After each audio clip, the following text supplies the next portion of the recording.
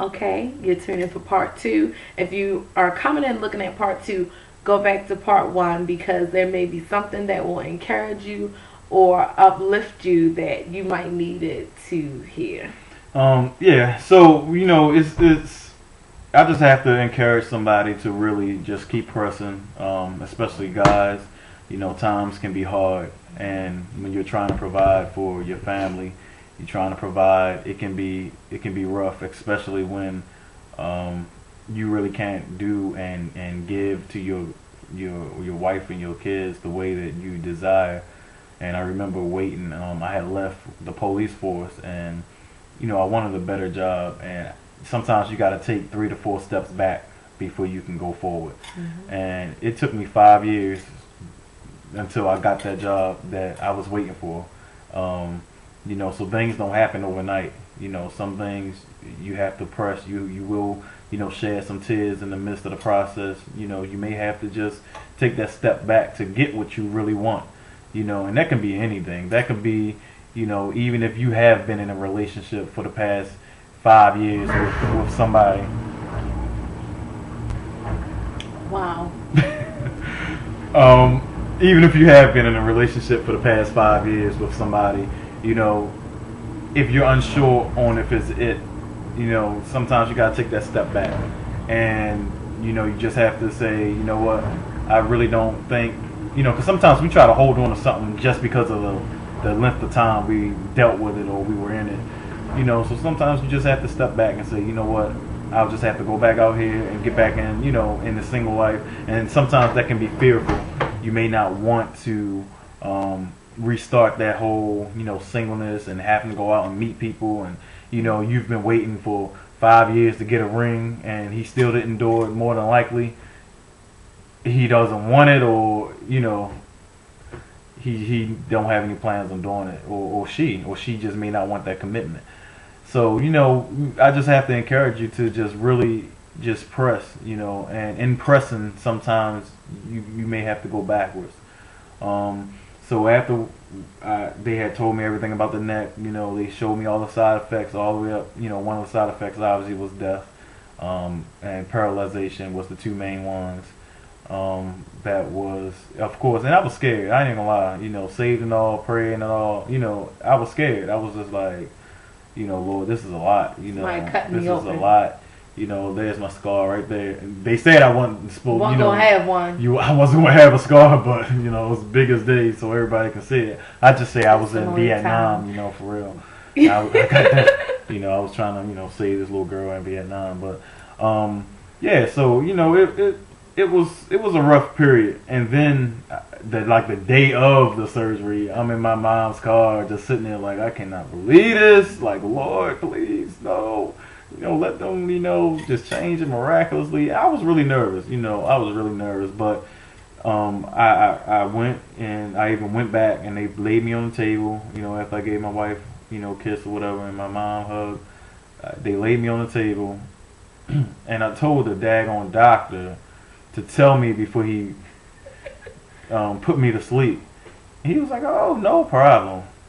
And next thing I knew, I had woke up, and it was all over and said and done with, But I remember coming out of, I was still sedated, but when I came out of it, the first thing I did was wiggle my toe. If I was able to, I would have jumped off that bed and broke out in a praise right there. Yeah, I went back there. They was like, "Ma'am, your husband," he's like moving all around. We're like, "You can't do that yet." And then we were sitting in there in the recovery with him, because at 1 minute they tell us we can come back, and then we'd be like, "All right, we get ready to go back," and then they'd be like, "Oh no," and I'm like, "Wait a minute, don't be keep telling me I can come back here."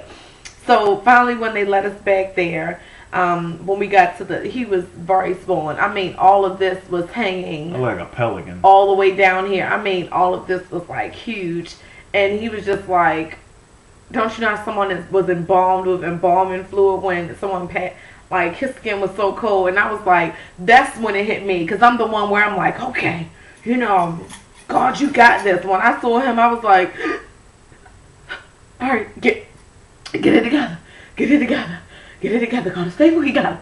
So anyway, but after he came, fully to himself, and we went in the back, this lady had the same exact surgery, and she was acting like death. I mean, she was like, what kind of surgery did you have?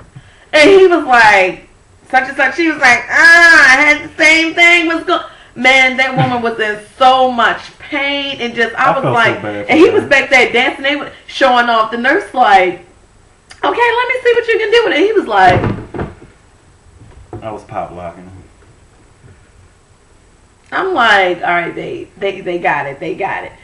So, I mean, it was a blessing, but, I mean, you go through things. You go through things. You're going to go through things. You're going to get some. 3 weeks after my surgery, that's when she got laid off for work. So, I'm on disability. Yeah, coming back to work from helping him. But God is so faithful because he prepared us both for it. Because I knew that I felt like I wasn't going to be there. My husband first spoke it. I didn't want to say anything. I'm like, he's already laid off and he just got a surgery. I don't want to speak that. I don't want to come to him about that. So he came to me because we were in the stages of planning on moving out to Montgomery County. And he was like, I don't see you driving to work from there. I'm like, okay. So even day by day, it just got stronger, this feeling like that I wasn't going to be there, because I had took some time off to help him because he couldn't drive. I was trying to handicap him. I was like, they said you cannot go up and down the steps. Get your cane. He was running up the steps. I was so mad at him. I was like, stop. So when I came to work, I think I was there like 2 days, and I think I was trying to take off for February for our anniversary, and she brought me in she was like, well, I can't give you that time off yet. I have to talk to you. I guess so, she was wondering how she was going to tell me. And she took me in the office, and she was like, I know that you just came back from with your husband and this, that, and the other, and I regret to tell you, you're excellent worker, blah, blah, blah, this, that, and the other, but due to the economy, blah, blah, blah. And I was like, it's fine. My time here was up. She was like, huh? And I'm just like, okay, my husband is cool with it. God already prepared his heart. Use him to tell me, then I'm, cool. And when you really trust God, and when you're not saying, like I always say, to be robots, and things happen that can take you for a loop. Not saying that you're totally supposed to be detached from your emotion, like whatever, but God really wants us at the place where we really trust him. Not just shouting and then, like you said, coming back home and carrying on the burden. I know for a fact that he put us together. I know what God spoke to me. He knows what God spoke to him. And I'm like, God, I don't know how this is going to work, and then, with everything with the finances, but hey, what else can we do? We're not going to fuss each other out and be going at each other's throat, and I come home, what did you do to get laid off? And he be all stressed out like, man, I already can't pay this, then you got laid off. And we were both off. We was home chilling like every day. Every day. What you doing? Matter of fact, we had like this real bad blizzard, so it was cool because neither one of us had to go anywhere. And it was fun, and God gave us that time to really be with each other. Because the job that he knew the job that I had coming was going to take a lot out of me. Especially as being a manager, supervising the whole department. It's a lot. It's very draining, and I don't think sometimes I can't even fathom how tired I be. But that's the blessing of God. And then even before the surgery, also I was taking like 10 pills a day. This man was always doped up. I mean, high as a kite. Not doped up, but yes, I know it would be times where I would come over where the meds, before we got married, he would be on so much medication that he would just be out of it for the last couple hours, and I'll be like, I'm leaving, and he'd be like on the floor like, no, I was not. Yes, it was. And I was like, I hate when he takes his medicine, God. It feel like he's not even here. I'm like, Lord, oh no. I mean, going from a box this tall and this fat, this wide, you know, just full of medicine. I'm like, you are so young and on all of this medicine like a geriatric patient. And and I mean, we both prayed, and I mean, to God be the glory. He is on nothing yet but his little random Percocets that he had to take for, you know, pain or a little muscle relaxer. But I mean, it was, the box was like this big, this wide. It was a lot. Just full of medicine. It was but you know, God is faithful. And even, you know, I remember my wife, she just kept saying that, you know, the new job is coming, the new job is coming, and the job I was currently at, I really wasn't feeling it, you know, and I was just like, God, I really want this other job, you know what I'm saying? I went to school, I had graduated with my bachelor's degree, and sorry, stop. Hair on his face for like the last video, and I kept looking at it like, okay, sorry. I graduated with my bachelor's degree 3 years prior to this time, you know, so, you know, graduating with your bachelor's, and I'm just like, you know, yeah, you know, all right, now I'm going to corporate world or whatever, and it just didn't work like that, you know. It was hard, you know. So I just gotta encourage some people also, if you know, you just have to keep praying and keep pressing. God has what He has for you. What God has for me is for me. What God has for you is for you. Nobody can take it. The job that then I went to grad school. Still didn't have it, you know, so it's like almost 4 or 5 years later, and I'm like, all right, Lord, I'm about to have a master's degree, and I still don't have the job in my field that I want.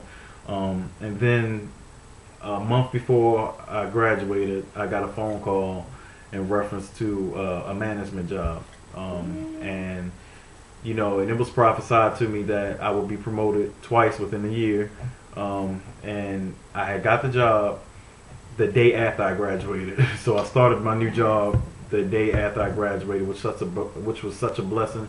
It incorporated both of my degrees.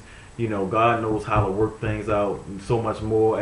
And I wasn't necessarily getting frustrated with God. I'm just like, Lord, what's going on? Yeah. You know, and some of you may feel like your life is dragging. You may feel like you're so more far behind than, you know, what you really want to be. You really don't want to be in that home that you're in. You really don't want that car that you're in right now. You want another job, or you want a promotion. God sometimes will slow us down just to build us, and then once He has built you enough, it's gonna start speeding up like that. You know, so I just encourage you to stay in Christ, to stay doing what you're doing, because before you know it, you're gonna be like, wow, how did I get here? So after I got that job, 5 months later, I got promoted, you know, to a director position. So, you know, God is able. He is worthy. He is able. And I've been prophesied again that another promotion is coming, you know, and I believe it. You know, I believe it. So it's just like, you know, God, He's setting the stage. He's setting the stage. Although it may feel like it's slow, although it may feel like things just is not just going in, even in your relationship, even in your relationship with God, even in your relationship with your husband, your wife, you know, or whoever, a family member, it may not be going like you want, but God knows what He's doing. If you put prayer on it, He knows exactly what He's doing. He's not just going to leave you in lingo, you know, wondering. And that's the other thing. Sometimes we try to figure out what He's doing too much. You know, we just have to allow Him to just do Him, you know, so we can reap the blessings of it. We just have to just really, and what gets me is, I wasn't even really qualified for the first job. You know, I mean, I had a little bit of experience, but for that particular position, I don't think, you know, that I really had qualified for. But man doesn't qualify, as God does. You know what I'm saying? So if you saw a job that you really liked, you saw a job that, you know, that you say, you probably saying to yourself like, wow, you know, this is $70,000 a year, but I know I don't have the experience for it. I know I don't have the degree. You know what I'm saying? I know God, He's able to do anything, abundantly above, all you could ask or even think. You know, so it's not out the question. It's not out the question. We're about to go to the next clip. Hopefully the last one, because it's late and time go up tonight. So we got church tomorrow. So the next clip, I'll finish talking about it if I remember. You will.